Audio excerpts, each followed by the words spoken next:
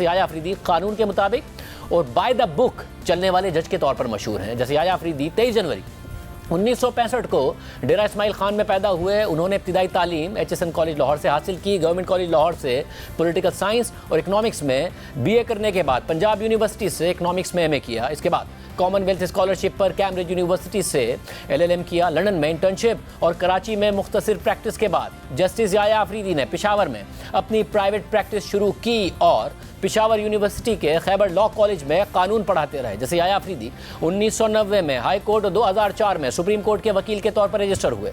इस दौरान खैबर पख्तूनख्वा के असिस्टेंट एडवोकेट जनरल और हुकूमत पाकिस्तान के वकील के तौर पर भी खिदमत अंजाम दी। बतौर वकील अपनी प्रैक्टिस के दौरान जैसे याह्या अफरीदी जस्टिस मंसूर अली शाह और जस्टिस अतर मिनल्लाह के साथ एक ही लॉ फर्म का हिस्सा थे जिसका नाम आफरीदी शाह और मिनल्लाह था। 15 मार्च 2010 को पेशावर हाई कोर्ट के एडिशनल जज और 15 मार्च 2012 को मुस्तकिल जज के तौर पर उनकी तैनाती हुई। जस्टिस याह्या अफरीदी ने 30 दिसंबर 2016 को chief justice Peshawar high court के ओहदे का हल्फ उठाया और 28 जून 2018 को सुप्रीम कोर्ट में बतौर जज तैनाती तक पेशावर हाई कोर्ट के चीफ जस्टिस रहे।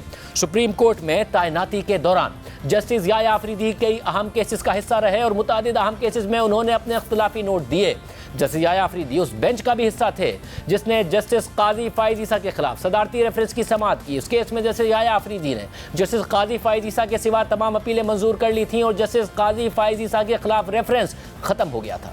1 जून 2022 को तहरीक इंसाफ के कारकुनों की गिरफ्तारियों और रास्तों की बंदिश के खिलाफ इस्लामाबाद बार एसोसिएशन की दरख्वास्त निपटाते हुए भी जस्टिस याह्या अफरीदी ने अपना इख्तिलाफी नोट लिखा जिसमें कहा कि इमरान खान ने अपने कारकुनों को डी चौक पहुंचने का कहा और 25 मई के अदालती अहकामात को नहीं माना। मैं इस बात से इत्तफाक नहीं करता कि इमरान खान के खिलाफ कार्रवाई के लिए अदालत के पास मवाद मौजूद नहीं है। मेरी राय के मुताबिक इमरान खान ने अदालत की हुक्म अदूली की और अदालत के पास इमरान खान के खिलाफ कार्रवाई करने के लिए काफ़ी मवाद मौजूद है। जैसे याह्या अफरीदी ने इमरान खान को तौहीन अदालत का नोटिस जारी करने की सिफारिश की और लिखा कि इमरान खान से पूछा जाए कि क्यों ना आपके खिलाफ तौहीन अदालत की कार्रवाई की जाए। इसके बाद 31 मार्च 2023 को पंजाब और खैबर पख्तूनख्वा में इंतखाबात से मुताल्लिक अज़ खुद नोटिस पर जस्टिस याह्या अफरीदी ने अपने तफसीली नोट में लिखा था कि अज़ खुद नोटिस खारिज किया जाता है क्योंकि इंतखाबात का मामला लाहौर और पेशावर हाई कोर्ट में ज़ेर इल्तवा है और सुप्रीम कोर्ट माजी में करार दे चुकी है कि मामला हाई कोर्ट में हो तो मुदाखलत नहीं की जा सकती। अज़ खुद नोटिस और आईनी दरख्वास्तें नाकाबिल समाअत हैं। फौजी अदालतों में आम शहरियों के ट्रायल के खिलाफ दरख्वास्त सुनने वाले बेंच में भी जस्टिस याह्या अफरीदी शामिल थे जिन्होंने पहले 23 जून 2023 के हुक्मनामे में अलहदा नोट लिखते हुए मुकदमे की समाअत के लिए फुल कोर्ट तश्कील देने की तजवीज़ दी थी।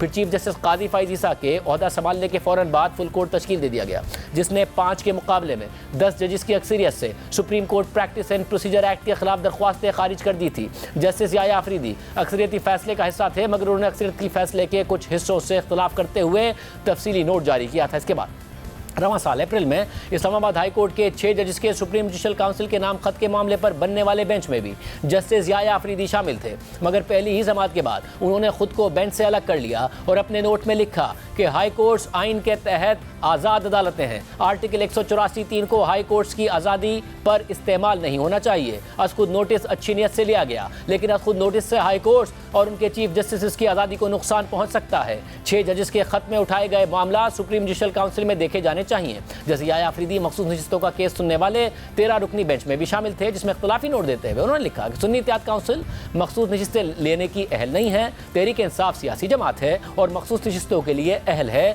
लेकिन इलेक्शन कमीशन फरीकैन को सुनकर फैसला करे। इसके अलावा ये अहम मामला थे यानी जैसे याह्या अफरीदी बाकायदा तौर पर पार्लियामेंट की सुप्रीमेसी आइन और कानून के मुताबिक फैसले करने के लिए जाने जाते हैं।